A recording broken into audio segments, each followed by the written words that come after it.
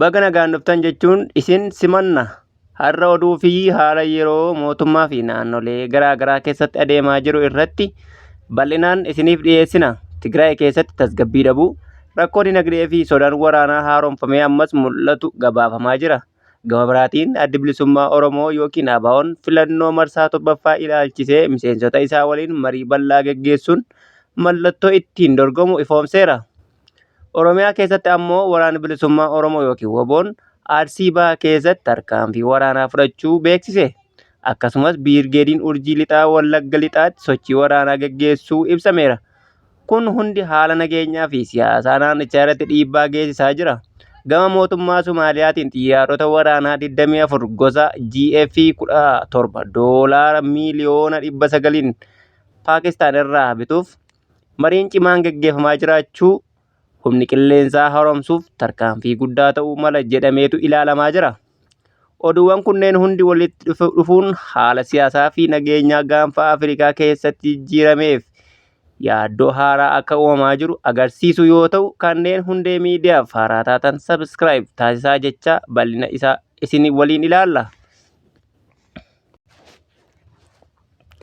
Tigraay ammas gara waraanaatti ce'uuf kan jedhuu fi tasgabbii dhabuu, rakkoo dinagdee fi sodaa haaromsa waraanaa Itoophiyaa keessatti mul'achaa jiru walqabatee naannoo Tigraay kaaba Itoophiyaa keessatti argamu keessatti uummanni yeroo ammaa darbe keessaa fi sodaa waraana haaraatti gidduutti rakkachaa jiraachuu himu. Waliigalteen nageenyaa Pretoria Peace Agreement waraana waggoota 2 ture xumura waggaa 3 qofa darbee jiraatus rakkoon siyaasaa fi dinagdee hammaachuun sodaa haaromsaa uumaa jira jedhame. Magaalaa guddoo naannichaa Maqalee keessatti qajeelchaan turizimii Gabre Egzaabeer Bariyee jedhamu haalli tasgabbii dhabuu turizimii guutummaatti kuffisiisuu isaa ibse. ATM'n maallaqa hin qabne namoonni imalan galmaan hir'achuu, gatiin jireenyaa ol ka'uu fi sodaa waraanaa sammuu fi dinagdee irratti dhiibbaa geessisaa jiraachuu dubbate. Inni amma jiru tasgabbii dhiphisaadha jechuun namoonni hedduun waraanni yoo deebi'u dura naannicha dhiisanii ba'uuf yaadaa jiraachuu eeraniiru. Yeroo waraana darbetti quunnamtiin addaan citee fi imalli ugguramuu isaa yaadachiisee rakkoon mootummaa federaalaa Addis Ababaa fi paartiin uummata bilisummaa Tigraay yookiin TPLF gidduutti dabalaa jiraachuun gabaafameera.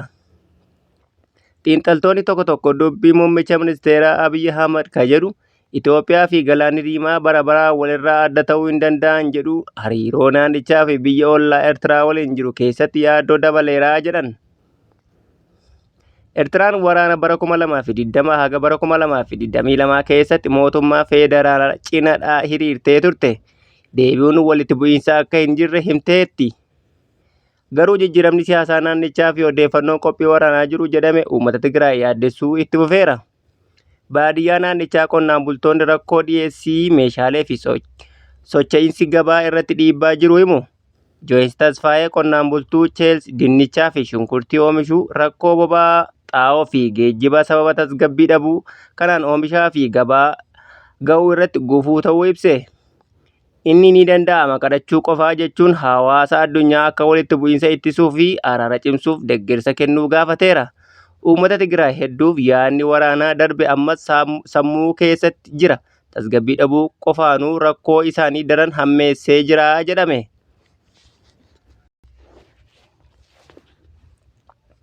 Addi bilisummaa Oromoo yookiin ABO'n filannoo marsaa torbaffaa ilaalchisee miseensota isaa waliin marii bal'aa geggeessee jira. Haala siyaasaa yeroo ammaa fi filannoo marsaa torbaffaa dhufu ilaalchisee addi bilisummaa Oromoo yookiin ABO'n guyyaa eeggaddaa guraandhala 21 bara 2026 waajjira muummee isaa Gullalleetti qondaalota dabballeewwanii fi miseensota isaa waliin marii bal'aa geggeesse. Mariin kun haala qabsoo yeroo ammaa ijaarsa dhaabaa bura irraa jalqabee jabeeffachuu fi qophii filannoo dhufu irratti kan xiyyeeffate ta'uu, murannoo, tokkummaa fi dhugaa irratti hundoofnee hojjechuun milkaa'ina fiduu akka danda'u irratti bal'inaan mari'atameera. Marii kana kan geggeessan miseensa Shanee Gumii ABO Jaal Abdii Raggaasaa fi miseensa Gumii Shanee ABO Jaal Gammachuu Tolasaati. Isaanis haala qabsoo yeroo ammaa ciminaa fi laafina dhaabaa akkasumas qophii filannoo dhufu irratti ibsa bal'aa kennaniiru. Jaal Abdii Raggaasaa haasaa taasisaniin Dhaabni qabsoo geggeessu yeroo tokko ni jabaata, yeroo biraa immoo ni laaffata. Garuu jabinnii fi laafinni kun murannoo fi kutannoo miseensota isaatiin kan murtaa'u ta'uu ibsan. Miseensonni naamusa dhaabaa eeganii kaayyoo fi akeeka dhaabaa ifatti qabatanii yoo hojjetan dhaabni ni jabaata. Yoo laafinni mul'ate ammoo ni gilgaluun caalaatti jabaachuu akka danda'u hubachiisaniiru. Akkasumas qabsoo keessatti namoonni irbuu seenanii booda kaayyoo dhiisanii yookiin faayidaa dhuunfaaf deeman yoo jiraatan karaa kamiinuu ofumaaf miidhaa akka ta'u ibsaniiru. Addi Bilisummaa Oromoo namoota ijaaree kaayyoo isaa barsiise irbuu seensise hojii irratti bobbaasaa turuu yaadachiisuun namoonni irbuu ganan akka milkaa'anaa hin beekneen ifatti himaniiru. Qabsoon kun qabsoo wareegama irratti hundaa'e waan ta'eef gatiin isaa salphaa akka hin taanes addeessaniiru. Jaal Abdiin dabalataan ijaarsi dhaabaa bu'uura gandaa irraa eegalamuu akka qabu ibsuun uummanni Oromoo jaarmiyaa isaa jalatti gurmaa'ee mirga isaaf falmachuu akka qabu dhaamaniiru. Yoo nuti dhugaan uummata keenyaaf dhaabbanne uummanni keenya nu bira hin hafu. Yoo soba irratti ijaaramne ammoo waan qabnu iyyuu ni dhabnaa jechuun dhugaa irratti hundoofne uummata waliin hojjechuun murteessaa ta'uu hubachiisaniiru. Hirmaattonni marii irratti argamanis yaada kennataniin dhaaba isaanii cimsuu fi danqaa keessatti illee karaa kamiinuu tarkaanfachiisuuf wareegama isaan gaafatu hunda kaffaluuf qophii ta'uu isaanii ibsaniiru. Filannoo marsaa 7ffaa dhufuu fi miseensa hunda qophii barbaachisu gochuu akka qabu tokkummaan hojjechuun murteessaa ta'uu waliif dhaamaniiru. Qondaalli Adda Bilisummaa Oromoo Yaasoo Kabbabaa Hordofaa yaada kennateen Addi Bilisummaa Oromoo ayyaana Oromooti jechuun Oromoon ayyaana isaa jabeeffachuu akka qabu ibseera. Filannoo keessatti hirmaannaa bara kanaa seenaa keessatti iddoo guddaa qabaachuu akka danda'u eeruun Oromoon carraa kanaan mirga isaa akka itti fayyadamu waamicha dhiyeesseera. Akkasumas qabsoo keessatti of qusachuun akka hin malle hanga dhumaatti dhaaba ofii bakka bu'uun hojjechuun barbaachisaa ta'uu hubachiiseera. Jaal Keeriyaa Ibraahim yaada kennateen Addi Bilisummaa Oromoo yookiin ABO'n dhaaba wareegamni guddaan itti kaffalame ta'uu ibsiteetti. Wareegamni qaamaa, qalbii fi lubbuu itti ba'ee kan of hin qusannoo tokko malee nutis wareegama nu barbaachisu baafnee dhaaba keenya tiksuun akeekaa fi kaayyoo inni jiru galiin ga'uun dirqama hunda keenyaa ta'uu eerteetti. Filannoo dhufuufis of kennanii qusannoo tokko malee hojjechuun dirqama ta'uu ibsiteetti. Qabsoon Adda Bilisummaa Oromoo keessaa ofirraatti hirkannaa irratti kan hundaa'e ta'uu yaadachiisuun ammas uummata irratti hirkachuun jabaatee itti fufuu akka qabu dhaamteetti. Walumaa galatti mariin har'a waajjira muummee Adda Bilisummaa Oromootti geggeeffame kun murannoo tokkummaa fi dhugaa irratti hundaa'uun hojjechuun milkaa'ina akka fidu irratti kan xiyyeeffatedha. Adda Bilisummaa Oromoo wiirtuu nagaa fi abdii uummata Oromoo ta'ee filannoo marsaa 7ffaa keessatti qooda isaa baachuuf qophii guutuu gochaa akka jiru ibseera. Waraanni Bilisummaa Oromoo Arsii Bahaa keessatti tarkaanfii waraanaa fudhachuu hime. Waraanni Bilisummaa Oromoo WBO'n zoonii kibba bahaa Oromiyaa godina Arsii Bahaa keessatti waraana mootummaa irratti tarkaanfii fudhachuu beeksiseera. Akka ibsa waraana Bilisummaa Oromoo irraa argametti guraandhala 21 bara 2026 aanaa Jajuu ganda Hubalee Muka Gurraachaa iddoo addaa Hubalee jedhamutti loltoonni mootummaa Bilisiginnaa maqaa sakattaa WBO jedhuun uummata hiriirsaa turan irratti tarkaanfii laalessaa fudhatameera. Tarkaanfii kanaan qawwee akaamajaa fi ragaaleen adda addaa diina irraa hiikamuun moonaa qabsoo bilisummaa Oromoof galii taasifamuu ibsameera. Warreen gufuu qabsoo bilisummaa Oromoo ta'an keessaa milishaan 5 harkaan qabamuu himamee mirgi booji'amaa isaanii akka eegamee fi gara maatii isaanii akka deebi'aa jiran ibsameera. Akka odeeffannoon argametti qonnaan bultoonni hedduun dhiyeenya gara dirree waraanaatti makaman leenjii gahaa tokko malee bobbaafamaa jiraachuu himameera. Isaan kunneen bakka garaagaraatti leenjii guyyaa 8 qofa fudhatanii waraana bilisummaa Oromoo leenjii ji'oota 7 hanga 12 qabu waliin wal bira qabanii dirree irratti lolaaf akka ergan ibsameera. Haalli kun miidhaa hamaaf du'a hin barbaachifne fiduun maatii hedduun gaddaan haguugaa jiraachuu eerameera. Dargaggoonni qonnaan bulaa leenjii gahaa malee dirree waraanaatti bobbaafamuun lubbuu isaanii saaxiluun maatii isaanii abdii dhaban taasisuu fi hawaasa keessatti jechoota nama gaddisiisan uumuu akka danda'u hubatameera. Birgeediin Urjii Lixaa Wallagga Lixaatti tarkaanfii waraanaa fudhachuu hime. Guraandhala 22 bara 2026 sababa rakkoo neetwoorkiin gabaanti kun yeroo isaa irratti dhiyaachuu hin dandeenye.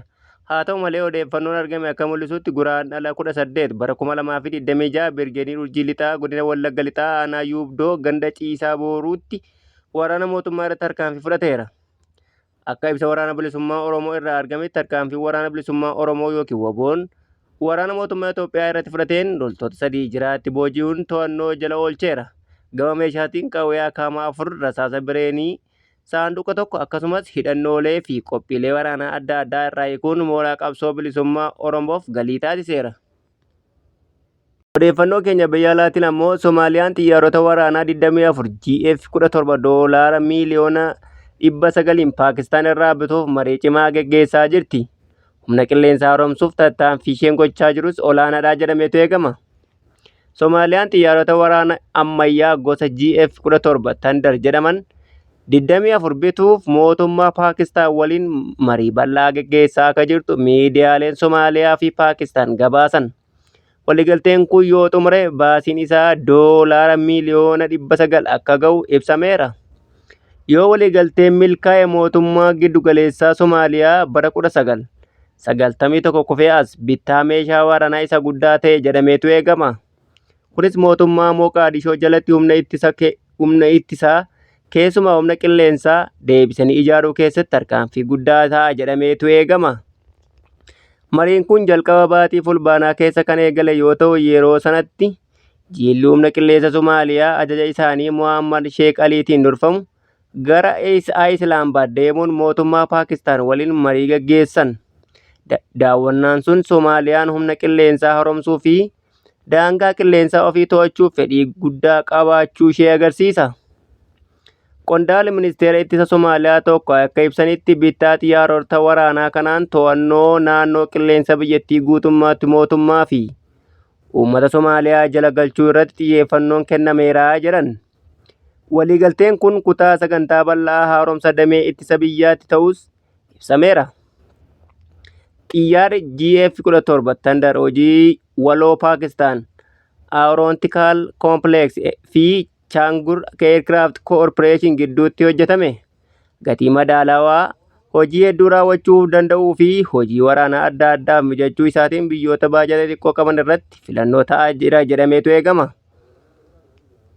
Ministeerri oomisha ittisa Paakistaan Raazaa Hayat Kairaaj akka ibsanitti gatiin xiyyaara tokko doolaara miiliyoona 30 hanga 40 gidduutti kan ta'u yoo ta'u kunis kan biyyoota dhiyaa irraa dhiyaatan caalaa gadi aanaadha jedhan. Xiyyaarri kun kanaan dura Maayinaamar, Naayijeeriyaa fi Azerbaajaan itti gurgurameera. Biyyoonni Eeshiyaa fi baha giddu galeessaa biroos fedhii agarsiisaa jiru jedhame. Mariin kun yeroo uggurri meeshaa waraanaa Yuunaayitid Neeshin bara 2023 keessa Soomaaliyaa irratti kaafame boodatti geggeeffamaa jira. Uggurri sun dura meeshaa waraanaa gurguddaa akka hin galchine dhorkee ture. Haa ta'u malee madda maallaqaa waliigaltee kana irratti qeeqni ka'aa jira. Baasiin tilmaamame kun baajata ittisa waggaa Soomaaliyaa waliin yoo madaalamu olaanaa ta'uu ibsameera. Deeggarsi maallaqaa michoota alaa irraa argamu akka danda'u himamus hanga ammaatti mootummaa federaalaa Soomaaliyaa wanti mirkanaa'e hin jiru. Odeeffannoon har'aaf qopheeffanne kana haga ammaa ture. Akka dafee isin qaqqabuuf laayik, sheerii fi yaada keessan koomentii gochuun nuuf qoodaa jecha hanga odeessa biroon walitti deebinutti nagaatti.